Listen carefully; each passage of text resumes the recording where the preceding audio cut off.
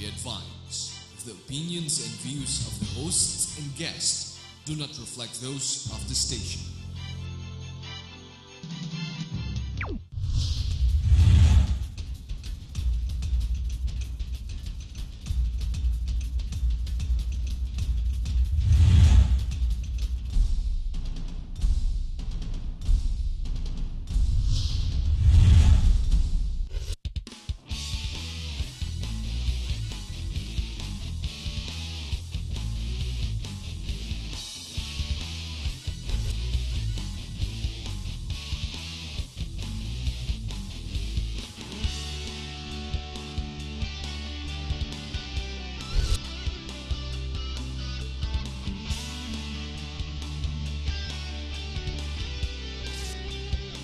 You are what you watch.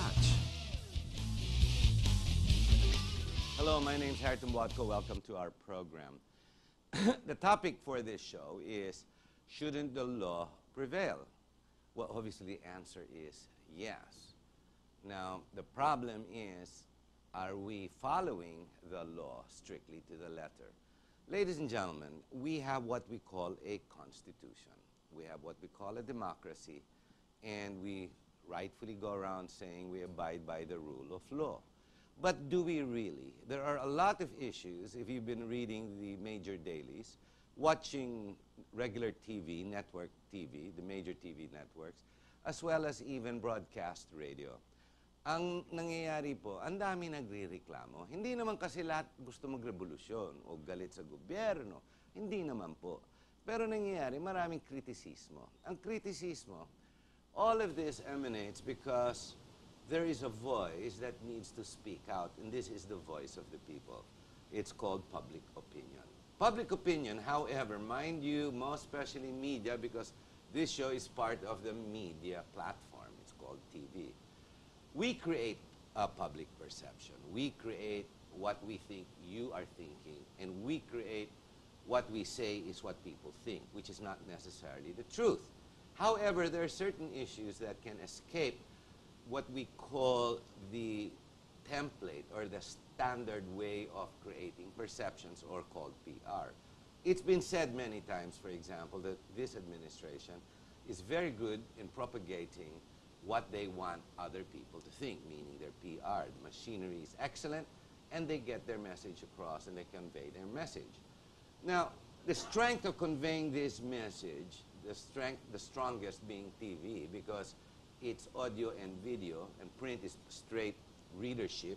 The other one is just audio, meaning radio, generates perceptions based on what the networks want the people to think. And normally this is driven by the people who own it, the proprietors who are behind these media platforms. But like I said, there are times when real PR goes out of whack and can no longer be controlled. A good example was People Power in 1986, and as it goes on. The latest example was the cybercrime bill. When that came out, marami nagalit, ginamit yung social media, lumabas, to a point even on television and print, yun na rin mga topic na pinagsusulatan. Ngayon, one of the big issues or the priority issue na lumalabas na talaga ay yung anti-dynasty. It does not only come out in the major papers, it even comes out in the business weeklies. For example, today there was a column that says, "I am confused." And no less it was the business world.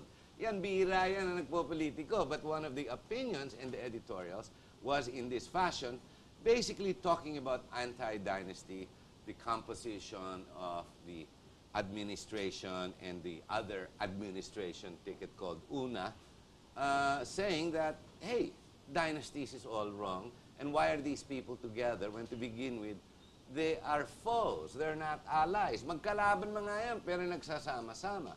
Well, this is the problem. Now, as of today, the Philippine Star came out with no less the COMELEC, saying, as usual, the COMELEC chairman, we are inutil, we cannot do anything. So tell me what else is new. They're saying they cannot do anything about dynasties. However, they agree it's wrong. The people who is told to decide during voting time, which is in 7 months, buti na lang, there's 7 months to go, is kayo na lang gumawa niya kasi wala kami magagawa. There was a private complainant, an independent private taxpayer, which we all are. And he complained, and ang sagot kaagad, very quickly, quick reply, nakakagulat nga, no? Is immediately without study, hindi namin kaya yan. Kasi walang implementing guidelines. If you remember 2 weeks last week on this show, or is it 2 weeks ago, I had Attorney Alan Pagia, and this is exactly the issue we talked about. Dynasty, is it legal, is it not? The answer, according to Attorney Alan Pagia, was a dead yes, it is illegal.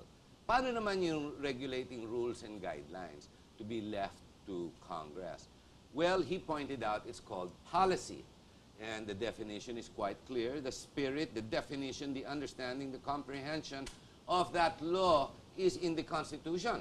Ang naging problema lang, ano yung penalties and to what extent does that definition, can it extend to?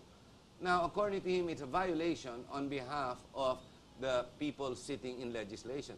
They are all in violation of what we call the Constitution. So I go back to that question. Shouldn't the law prevail, which is tonight's topic? And to help tackle this problem, this issue, which is sensitive, we have the third candidate. I'm not sure if you've seen him already on some TV stations like Channel 5, when he registered for the candidacy for the third person, the third senatorial candidate for the Angkapatiran Party, of which I belong. His name is Attorney Marwil Yasos. Hello, Attorney. Good afternoon, Harry, and good afternoon sa lahat po ng... Gabi na ngayon, taping to pero sa gabi lumalabas. So, good afternoon, good evening, good day. Yeah. Sige, go ahead, Attorney. So, hello, Harry. Good day to everybody. Sa lahat ng televiewers, magandang araw po sa inyong lahat. Salamat, Attorney. Attorney, let's go straight to the point. First, okay, before going to the issues at hand, okay, you're running as a senatorial candidate for the AKP. True. So, I guess, mamaigit, tanongin ko, diretso na, no? Bakit? I was hesitant at first. It's no joke to mount a senatorial campaign. It's a national position, and I don't think I have the resources to engage in this particular election. But when I was asked by Angkapatiran Party to join their senatorial lineup, I decided finally to say yes. So, in other words, I crossed the Rubicon. Because when I looked at the different candidates running for senator. Lumakas ang loob mo, baliktad. Lumakas ang loob ko. Because both the administration and the opposition, they're all the same bananas. No? So, I want to give a choice to the people. So, I am presenting myself as an alternative candidate so that the Filipino people will have a choice this coming May 13, 2013 elections. Good on you, Attorney. I'm glad that you think that because most other people will say, matatakot sila kasi big names, dynasty, trapo, meaning traditional politician, and been there, done that. Ika nga ni Congressman Teddy Casino, wala na bang iba? Pare-pareho mga pangalan, okay. Pag sinabi mo na you need resources to run for Senate, ano yung ibig sabihin mo ng resources? Financially, that is the answer, no? Financial resources. Because I was told by certain practitioners in election, those who handle candidates, that you need at least 170 million to mount a decent senatorial campaign. And it's just, you know, to have a national exposure and campaign. We don't have that, no? I don't even have 1 million, no? But so, should you have the 170 million, would you give it to the campaign? Let's suppose you have 170 right now, million. Ilalagay mo sa kampanya? I still will not be running for the Senate, no? That's a big risk. But what really emboldened me is, you know, I think I articulate the sentiment of the Filipino people nowadays, that they have enough of political dynasties and traditional politicians, that they want to have, you know, a clean slate, no, beginning May 13, 2013.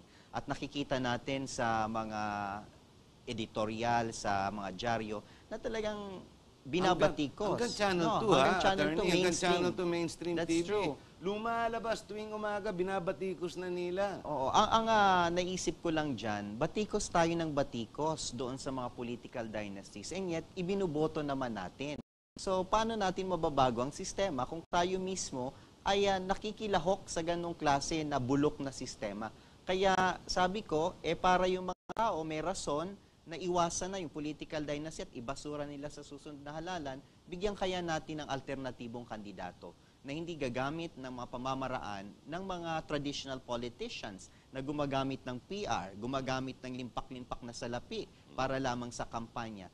Kasi ang naisip ko, kung hahayaan, halimbawa ang kandidato na gumastos ng milyon-milyong piso, 170 million, anong gagawin yan pag upo? Definitely to recoup the expenses.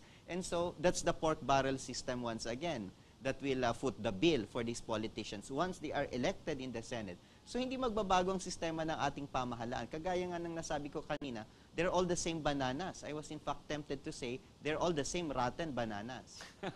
Well, I agree with you. I'm not going to act coy and say I don't. But do you believe that the sitting senators of today, regardless of those that are going out for re-election, do you believe all 24 of them, or well, 23 of them, have put money up front and spent 170 million each? Oh, I cannot particularly identify who these are, but I am going But by you're the confident. rate. I'm confident by the rate that that the election handlers are telling me that they named names which for purposes of delicadez and at the same time fairness to the other candidates. I would not name names, but the lowest amount that a senator spent in the previous elections was 50 million. And Why can't but you he name won. names? Why can't you name names? Because this is a free society. Assuming the lowest gave 50 million. So, pinakamababa nagbigay dyan. So, lahat sila dyan, Meron. naglagay na malaking pera. Talagang Miski papaano. tataya ka. Kasi talagang yung sa kampanya pa lang, sa materials, and you are speaking about campaigning in 7,100 islands of the Philippines. Halimbawa, si Kiko Pangilinan is reputed to have spent the lowest amount for his senatorial campaign way back. Yun nga, 50 million halos lamang daw. Pero, ang hindi naipaliwanag, meron siyang Sharon Cuneta factor, which I do not have. No? At kaya makikita natin... Sino pinakamalaki gumastos? Hindi... Kuro-kuro lang naman to eh. Hindi nasabi sa akin kung ano yung, okay. yung pangalan ng kumandidatong napakalaki yung ginastos. So, the fact that you can spend this kind of money, you believe in the Robin Hood idea that they're going to try to get it back. Precisely, because there has to be a return on investment, no? Nag-invest ka paano mo mababawi 'yon? So talagang yung mga taong bayan alam na kung ano yung gagawin ng mga senador na gumastos. So napakalaki talaga ng factor ng pera sa halalang ito kasi kailangan mo ng watcher, kailangan mo ng political leaders, kailangan mo ng publicity, kailangan mo ng kampanya. Pera ang usapin. So, alangan namang gagastos ka na hindi mo vote naman buying? You mababawi. think these people are engaging in vote buying as well? Hindi natin masabi kung merong ganon nga na nangyaring vote buying kasi yan ay pinapadaan yan sa mga local leaders. So, it's very difficult to lay the blame directly on the door of Most the especially national for national candidates. candidates. Yes, precisely. But in local, mukhang gano'n ang labanan. Ganun ang, wala labanan. nang kampanya-kampanya. Magkano na nalalabas mo per person kung bibilin mo? Meron nga mga hindi na nagkakampanya publicly kahit sa meeting advance hindi mo makita. Pero nananalo. And alam naman natin kung ano yung rason kung bakit gano'n. So, what do you propose? How can you make the difference? Since you are offering yourself as the alternative, the option, the way out of the doldrums, the way out of anti-dynasty, to straighten this political system, to get rid of those who steal money. Ladies and gentlemen, para alam niyo po, no? The Robin Hood concept is to steal from the rich to give to the poor. Kaya ang tawag dyan, the Prince of Thieves. In this particular case, it's to steal from government to give to the poor. So ang ganda pakinggan, no? Except, the problem with government, the money comes from the poor as well. Yeah. So, ninakawan mo ang poor, para bigay sa poor. Pero, 1 for you, 2 for me. 1 for you, 10 for me. Ganun po ang arithmetic dyan. Geometry, ang bilis umangat to the nth degree. Now, attorney, how do you propose to change the system? So first, hindi ka gagastos, so wala kang habulin na pera. Yes. Okay, let's go now to your advocacies, your angkapatiran advocacies, what you stand for. How will you change the country as a chief legislator, no less the higher Congress, which is the Senate? First and foremost, ngayong kampanya mismo, we engage in political education of our people. Pinapaalam natin sa kanila kung ano talaga yung mga issues ng bayan at ano talagang dapat gawin. That's why we are transforming this campaign into some sort of a platform for political education to reach out to the people, to tell them that they do have a choice, that we have a principled partisan politics, and that is embodied in Kapatiran. And also we have candidates who are not part of the mainstream political parties, no?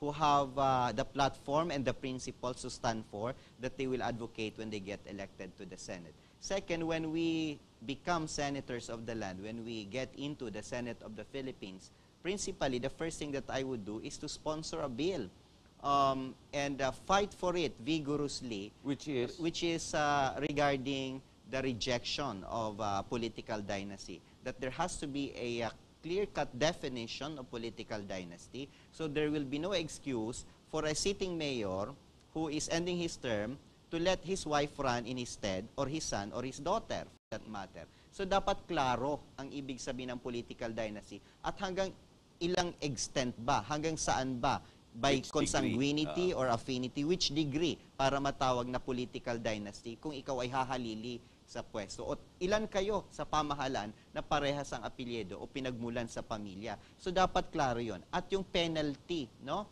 Kasi ang batas ay kailangang may penalidad. Sapagkat kapag walang penalty, sayang, no? Toothless tiger ika nga. So we have to have that to put an end to political dynasty once and for all. Kung hindi man yan may isa batas, dahil alam natin napaka-strong ng opposition, doon mismo sa miyembro ng political dynasty sa Senado at sa Kamara, ang gagawin natin, we will let the people legislate. Meron tayong tinatawag na People's Initiative, and that has not yet been tried.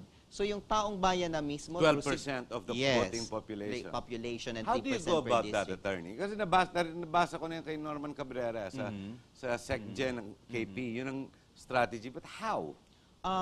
Una sa lahat, magfa-file ka ng petition mo sa COMELEC. At ngayon nga, ang COMELEC ay wala pa silang klarong rules para dyan. At ano ba yung form ng petition? So, we want to help in that regard because ang Kapatiran Party is very proactive.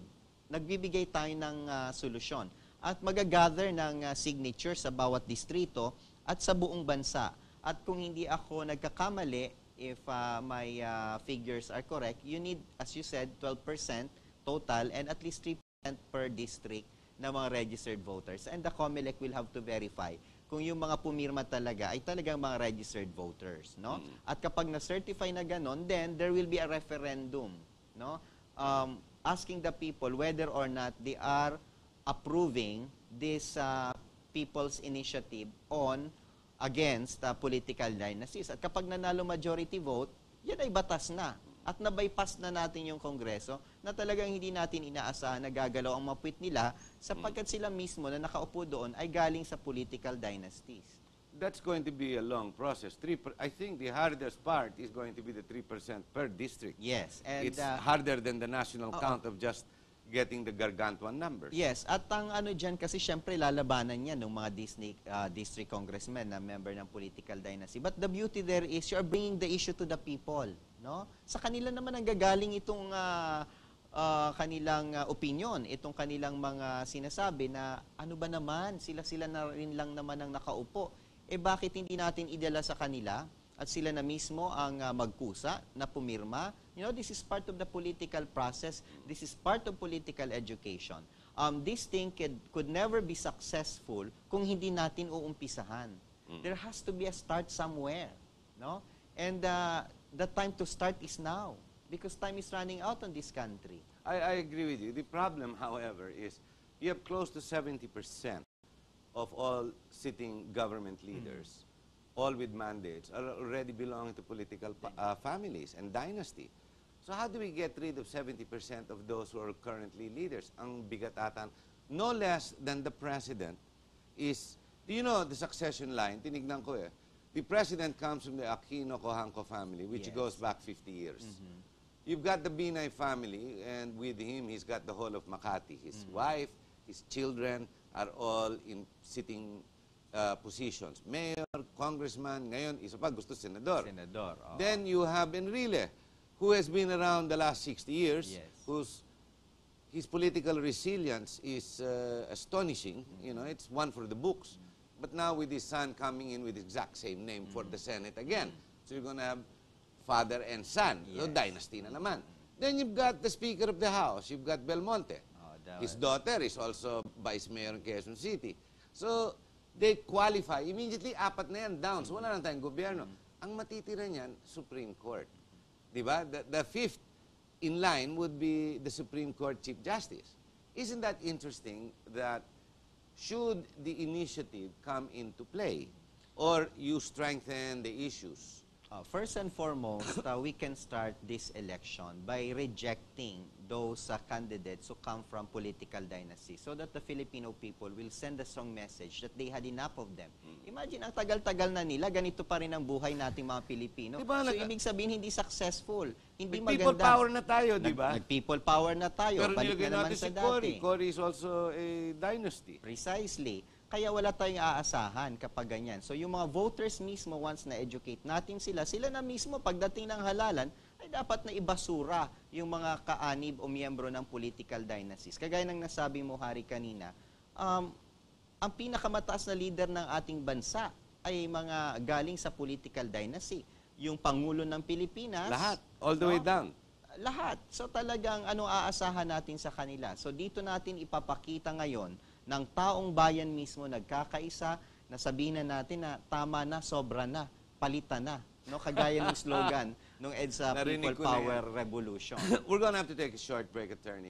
Ladies and gentlemen, the reason I brought up that issue with the succession is, we make a complaint, as our other guest said last week, the constitutional lawyer, Alan Pagia, should we make that change and decide that anti-dynasty will take effect, all four of them in succession will go down.